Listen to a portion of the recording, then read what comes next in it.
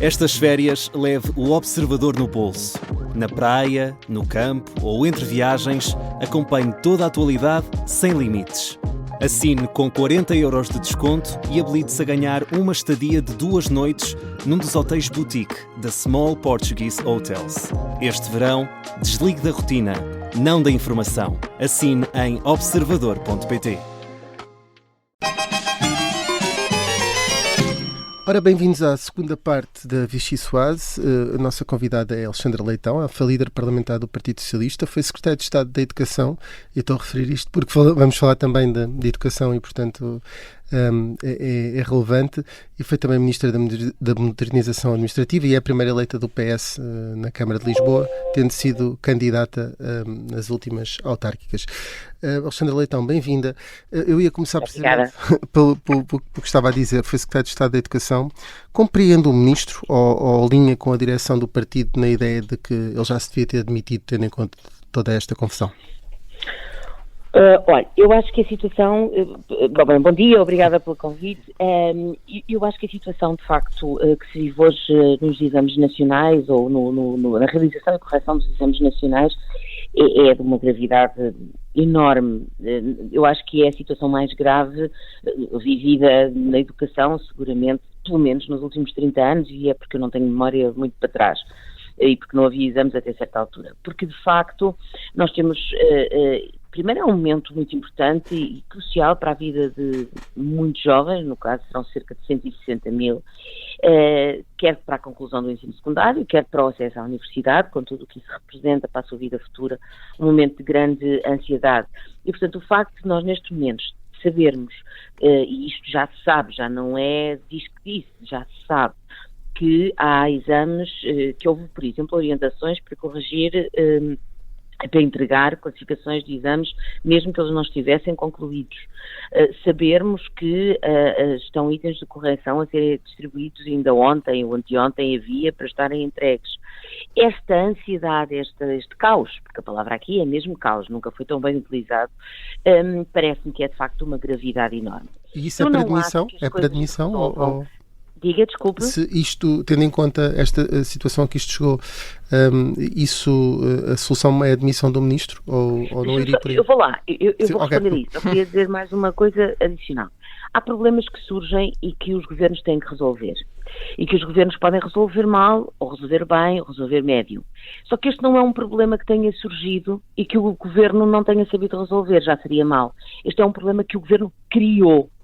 E isto é importante que se diga, não é uma situação em que, bem, há uma pandemia, há um pico inflacionista, um importado, não. Isto foi uma coisa que o Governo criou.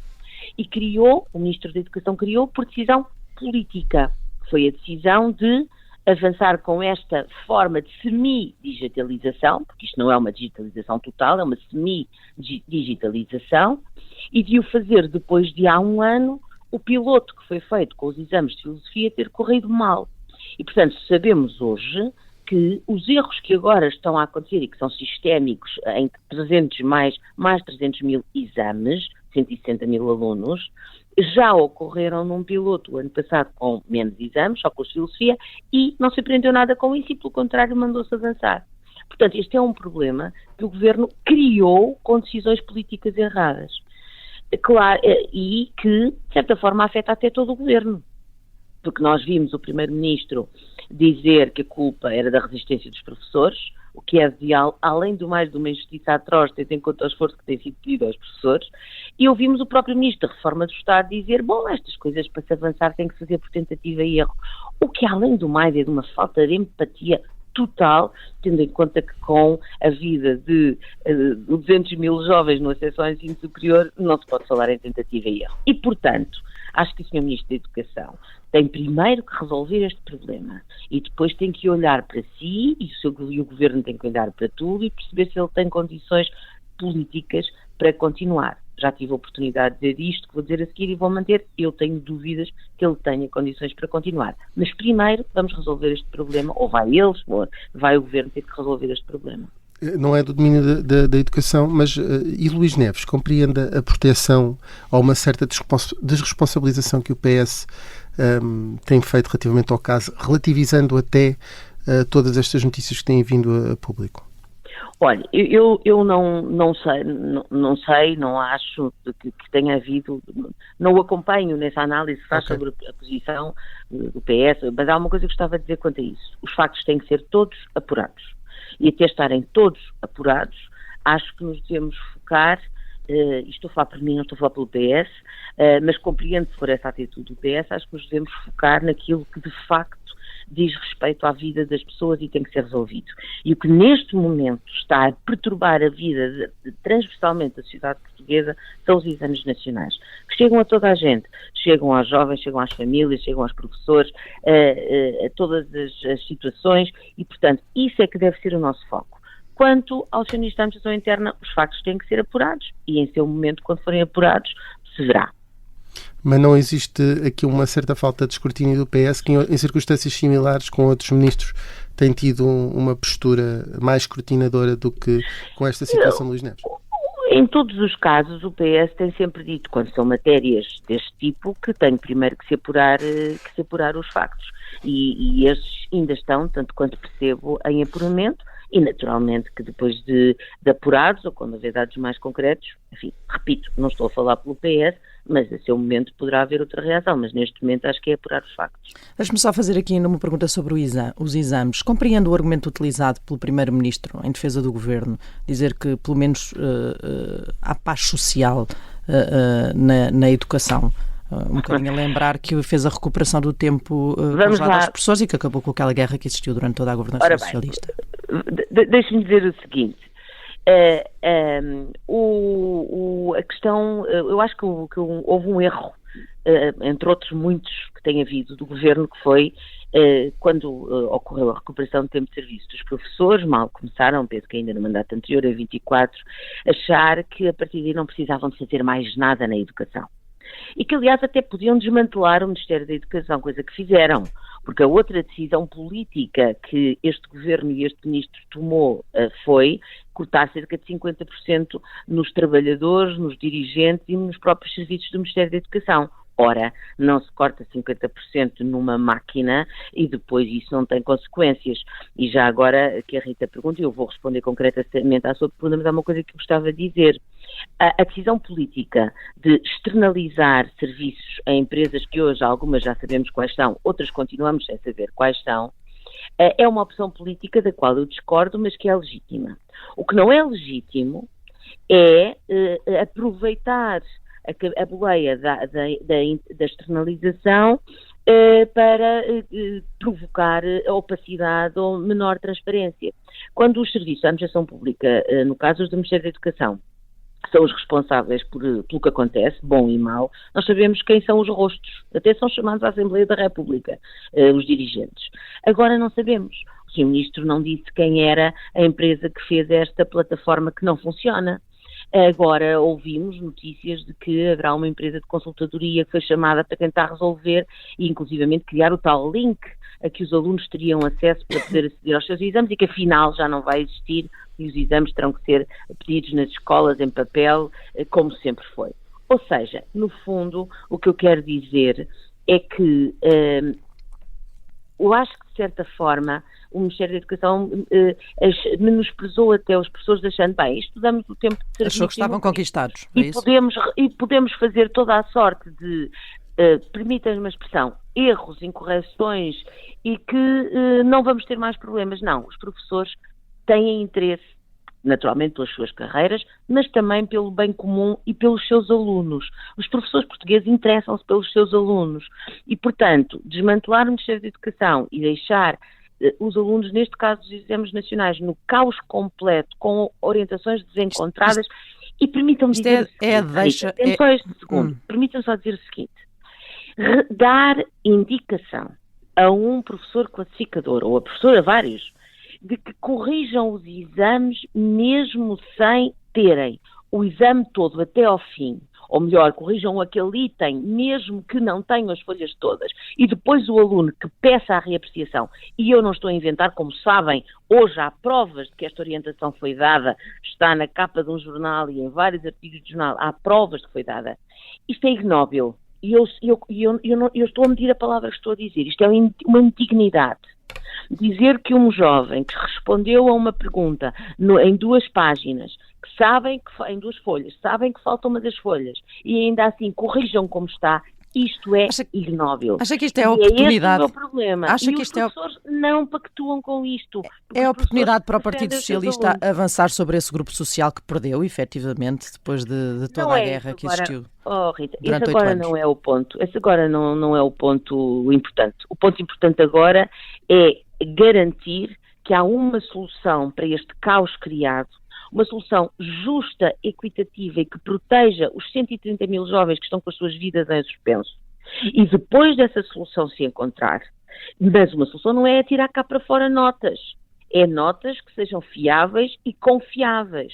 Notas que garantam que há justiça no acesso ao ensino superior, que é uma coisa que em Portugal sempre foi confiável e que pela primeira vez em décadas deixou de ser confiável por causa deste governo. Deixe-nos aproveitar até lá aqui para falar também sobre o futuro do Partido Socialista. José Luís Carneiro será o candidato do PS nas próximas legislativas. Deverá ser ele ou isso só acontecerá se houver eleições antecipadas?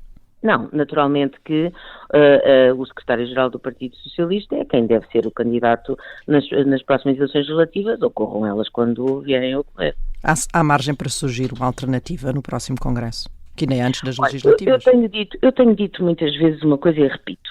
Sempre que um partido está na oposição, seja ele qual for, e muito em especial os partidos com vocação de poder, que já foram poder, que são neste momento o PS e o PSD, sempre que está na oposição há uma permanente pressão de que o líder que esteja na oposição é sempre um líder a prazo e tem sempre gente a soprar-lhe por cima do ombro. Eu não entro nisso. O secretário-geral do partido, como diria do presidente do PSD, se fosse ao contrário, é alguém que tem que ter, e pela minha parte terá sempre, todas as condições para ser, obviamente, quem disputa as eleições, no caso das eleições legislativas, repito, quando elas vierem a ocorrer.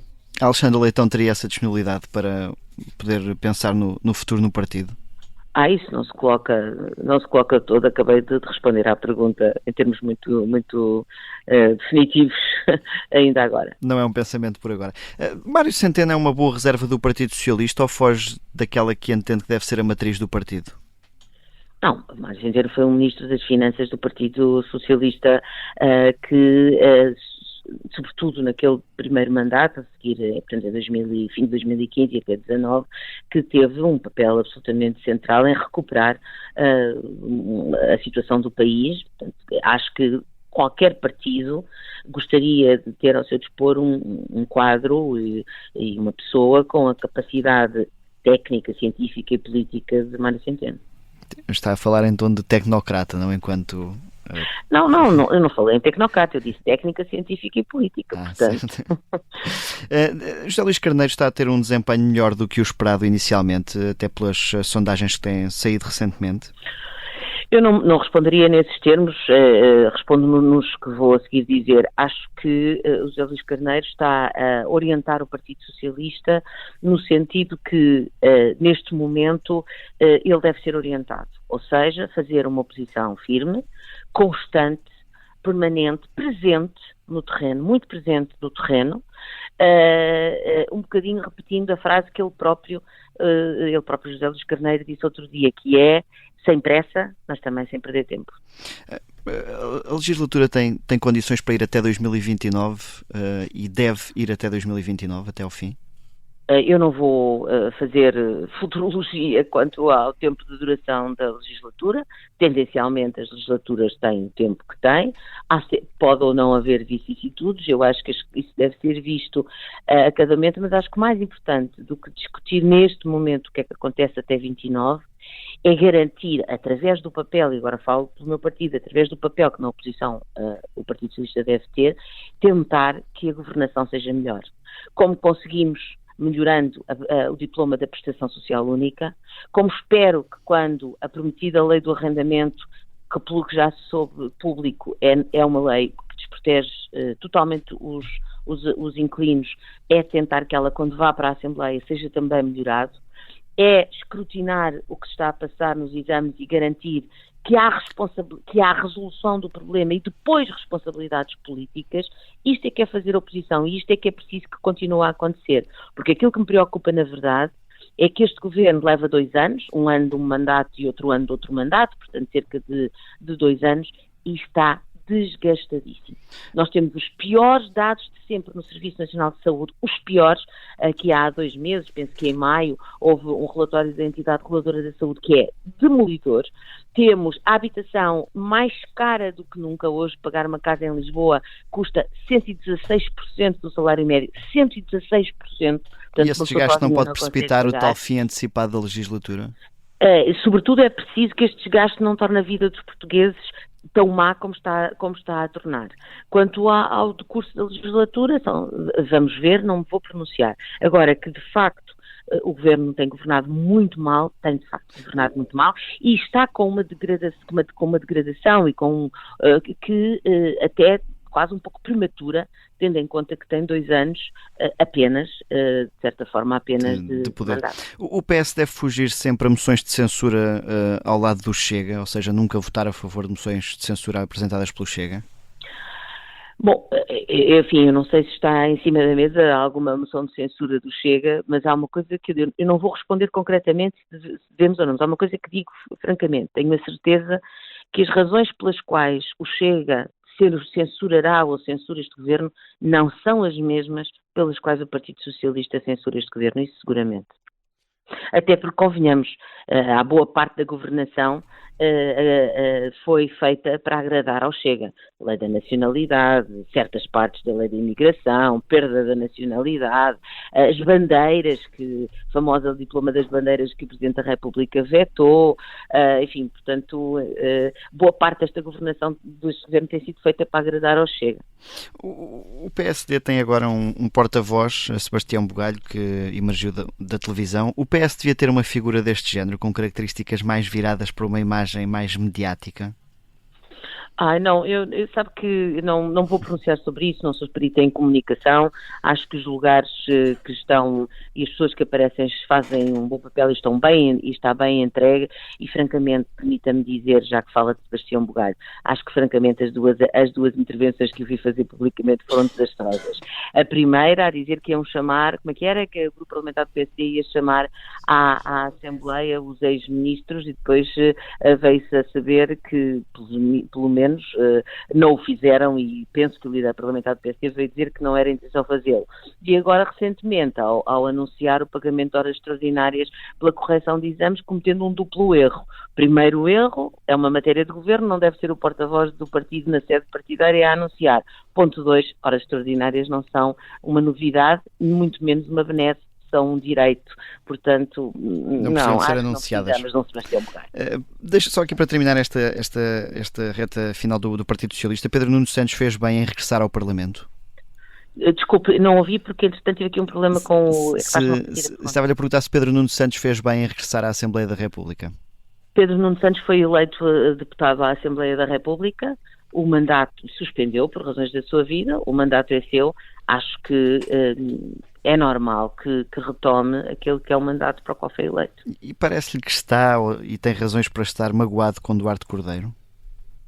Não sei, não me vou pronunciar sobre relações pessoais entre duas pessoas que conheço bem, mas que obviamente não me vou pronunciar sobre questões entre eles que eu desconheço.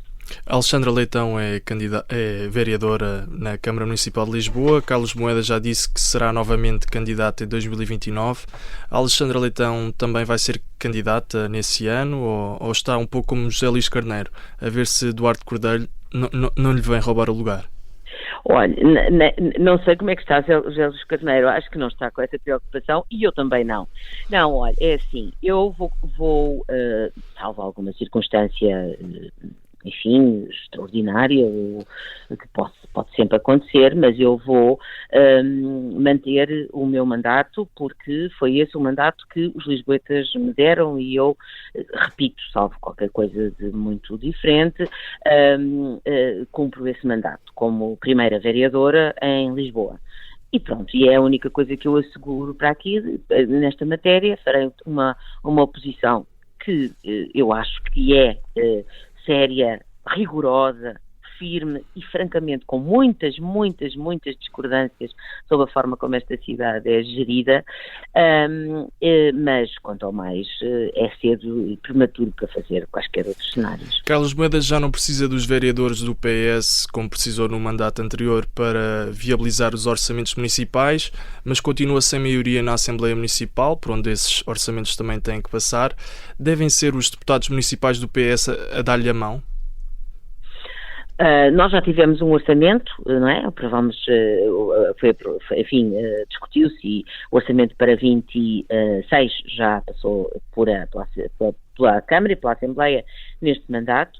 Nesse orçamento entendeu-se quer os vereadores na Câmara, quer os deputados municipais na Assembleia Municipal votar contra, porque de facto é um orçamento muito mau, um orçamento que retira 40% ou reduz em 40%, por exemplo, as verbas para a habitação. Bastaria dizer isto e aliás, verifica-se que já está a ter consequências, porque os programas de renda acessível, por exemplo, do Restelo foram abandonados, porque se decidiu ir vender em asta pública terrenos com aptidão habitacional para fazer encaixe financeiro. Enfim, estamos a dar razão o mau orçamento que é. Vamos analisando orçamento a orçamento, numa articulação entre a Câmara Municipal, entre os vereadores do Partido Socialista na Câmara de Lisboa e os deputados municipais do Partido Socialista na Assembleia Municipal de Lisboa, e eu não vou antecipar o que quer que seja relativamente a um orçamento que ainda não está em cima da mesa.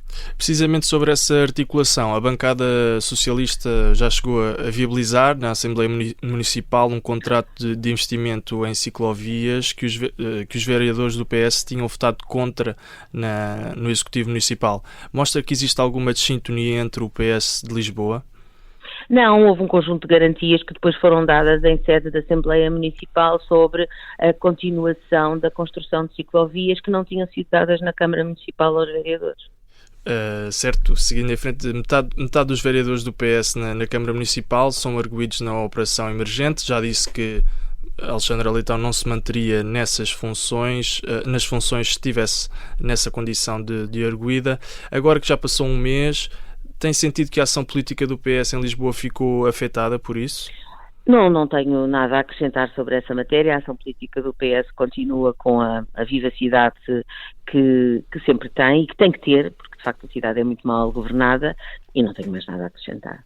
Mas era preferível que tanto Sérgio Sintra como Carla Madeira deixassem funções, seria mais claro? Não tenho mais nada a acrescentar sobre essa matéria.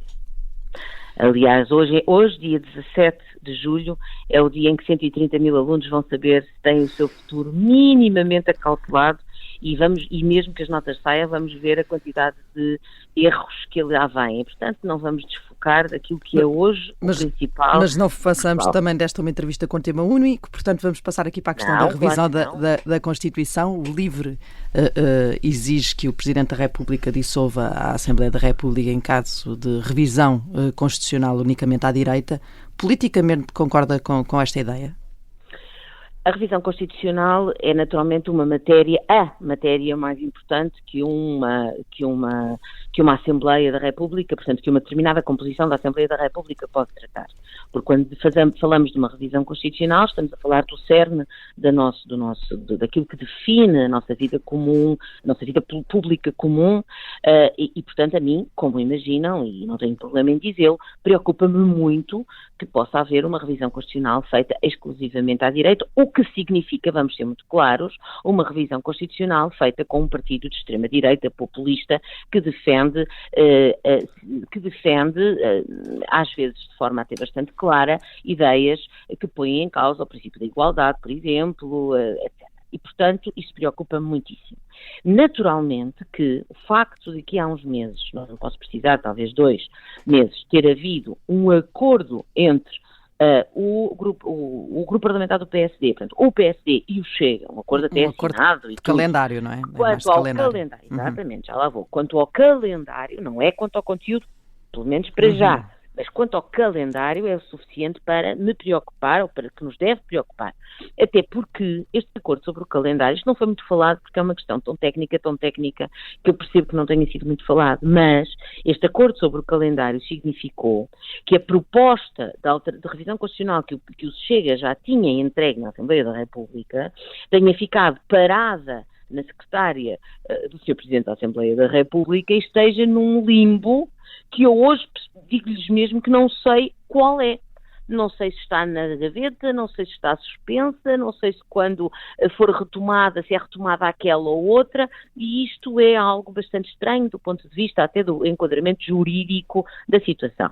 Portanto, isso é algo que me preocupa, que deve preocupar todos os democratas e essencialmente os sociais-democratas, os verdadeiros sociais-democratas, que não são os do atual PSD, e portanto acho que quando for a altura, que é quando eventualmente sejam apresentados projetos de revisão constitucional, o Partido Socialista deve ter uma posição forte nessa matéria. Mas acho qual? Veremos qual é. Gostaria muito, nessa altura, até como sabem, como membro da Comissão Política Nacional, ter uma palavra a dizer, mas não vou antecipar cenários. Agora, que é de facto algo que nos deve preocupar muito. Mas ao ponto de ser, como diz o livro, exigir ao Presidente da República que dissolva a Assembleia da República, estou a falar como especialista em direito administrativo, mas também em direito constitucional. Isto tem cabimento à luz da Constituição? Do ponto de vista da Constituição, eu não vou fazer uma análise jurídico-constitucional, de facto percebo alguma coisa, mas não é nessa condição que aqui estou.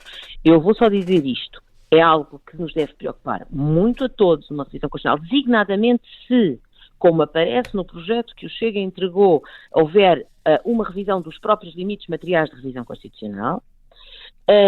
Mas como reagir nessa altura, tenho certeza que o Partido Socialista terá uma reação importante e veemente para tentar evitar essa ruptura constitucional, mas nessa altura, primeiro na sede própria, que é internamente no meu partido, acho que, enfim, veremos qual será a melhor forma de reagir. Até porque não dá para vetar uma revisão da Constituição, não há essa possibilidade de parte do Presidente da República. Exatamente.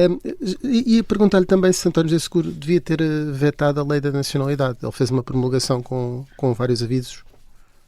Olha, eu acho que é um bocadinho ingrato estar a comentar o que eu discordo de algumas partes das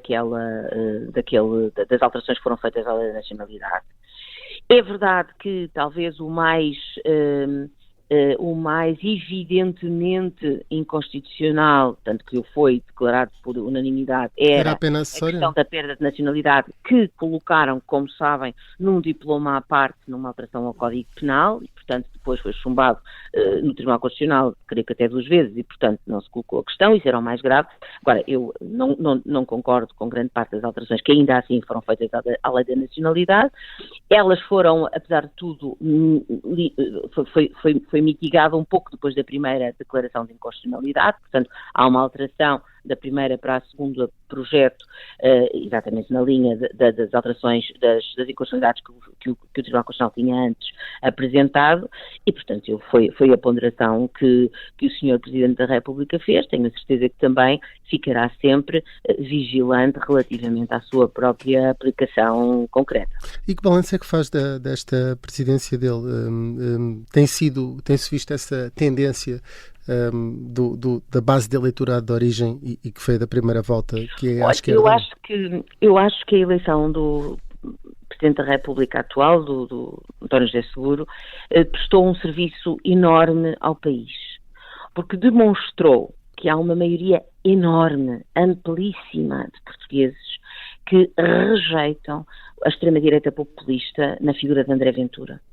E essa votação expressiva que ele teve, catalisando na sua candidatura essa rejeição à extrema-direita populista, faz com que ele tenha uma legitimidade e que sirva de garante ao funcionamento, ao funcionamento da democracia. E já teve 2 ou 3 intervenções, estou-me a lembrar do discurso, já não posso precisar, mas creio que quer o da tomada de posse, quer do 25 de Abril, que demonstraram bem que não pactuará com E o dos 50 anos da Constituição também deve ter agradado, disse que o problema não era a Constituição, não devia ser alterado, e também creio que as bandeiras...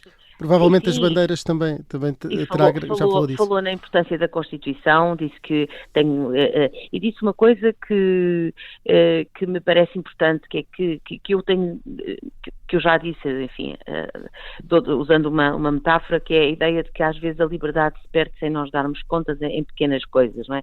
E portanto, acho que tem tido uma intervenção discreta, mas uma intervenção importante e importante também, e sobretudo por isto que acabei de dizer. Muito bem, Alexandra Leitão, estamos a chegar ao fim do nosso tempo, vamos à fase do carne ao peixe, tem que escolher duas opções, vamos ver se consegue ou não. Vamos a isto. Alexandra Leitão, se Pedro Duarte não pudesse continuar no programa que partilha com ele, preferia ter como colega de painel Carlos Moedas ou Hugo Soares? Para começar, espero que Pedro Duarte possa continuar, porque é um pessoa por quem tenho muita simpatia. Nessa dicotomia, vou escolher o Hugo Soares, mas permitam-me uma justificação. Primeiro, porque tive um ano muito intenso de debate com o Hugo Soares quando fui líder parlamentar e já há muito tempo não tenho uma oportunidade de retomar esses debates, e depois, com Carlos Moedas, debate semanalmente nas reuniões da Câmara Municipal de Lisboa. Tinha de passar a pasta a um outro candidato à Câmara de Lisboa em 2029. Preferia passá-la a Duarte Cordeiro ou a Pedro Cisa Vieira? Não vou mesmo. Não vai passar a nenhum. Não passa a ninguém. Não pode. Fica com a pasta. Não fico com a pasta. A pasta é para quem o meu partido entenda que deve ser. Precisa de convidar um ex-autarca para uma conferência sobre boa governação no poder local. Convidaria António Costa ou Ricardo Leão? Muito simples a resposta. Escolheria sempre António Costa, fosse quem fosse a outra pessoa da dicotomia, porque António Costa foi de facto um grande presidente da Câmara Municipal de Lisboa, além de ter sido um primeiro-ministro com quem trabalhei, com quem gostei de trabalhar. Se tivesse de ser a diretora de campanha de um candidato a primeiro-ministro, quem preferia que fosse esse candidato? Mário Centeno ou Duarte Cordeiro? Eu não sei se teria muito jeito para a diretora de campanha, fosse de quem fosse, porque é porque não é mesmo algo... Qual deles é que escolhia para ser diretora de campanha? Não, mas eu não queria era ser diretora de campanha, está a ver? Eu percebo. Não é uma função que eu vá ter nunca. Muito bem, Alexandra Leitão, chegamos então agora mesmo à parte final do nosso programa, que é a sobremesa que nos trouxe, que por acaso era deve ser a música mais citada em debates quinzenais por António Costa. Creio que não foi essa a razão que a escolheu, mas... Não, por acaso não foi, não. É para dizer o que é que escolhi? Sim, claro, sim. Estamos já a ouvir de fundo. Eu escolhi a música do Jorge Palma, A Gente Vai Continuar. Eu já fiz este vosso programa algumas vezes e escolhi sempre músicas estrangeiras, em regra de língua inglesa. E decidi trazer hoje esta, primeiro porque é uma música que eu, de facto, gosto muito, de um autor que eu gosto muito, e porque tem algumas passagens que são muito inspiradoras e que nos dão muita esperança para continuar, lá está. Eu gosto particularmente daquela estrofe quando se diz que a liberdade é uma maluca que sabe quanto vale um beijo, e eu acho muito bonito, e foi por isso. Também há uma parte que diz que quem perdeu a ter cartas para dar, perdeu em 2025 a Câmara de Lisboa, mas se calhar ainda tem cartas para dar. Isso, temos sempre, enquanto houver caminho, lá está. Obrigado, Alexandra Leitão. Muito obrigada eu. A Vichy Soares regressa na próxima semana. Enquanto houver ventos e mar, todos nós pagamos por tudo o que usamos. O sistema é antigo e não poupa ninguém, não. Somos todos escravos do que precisamos. Reduz as necessidades se queres passar bem, que a dependência é uma besta que dá cabo do desejo, e a liberdade é uma maluca que sabe quanto vale um beijo. Enquanto houver estrada para andar, a gente vai continuar. Enquanto houver estrada para andar, enquanto houver ventos e mar, a gente não vai parar. Enquanto houver ventos e mar.